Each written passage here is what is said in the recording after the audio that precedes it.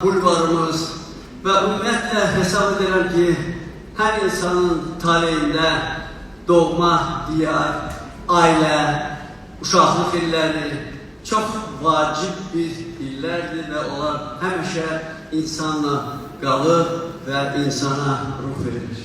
Ona görə istəyirəm indi bu səhnəyə mənim ailəmi, yəni uşaqlarımı və nəvələrimi dəvət edib və biz bir yerdə sizə bir mahnı oxuyalım.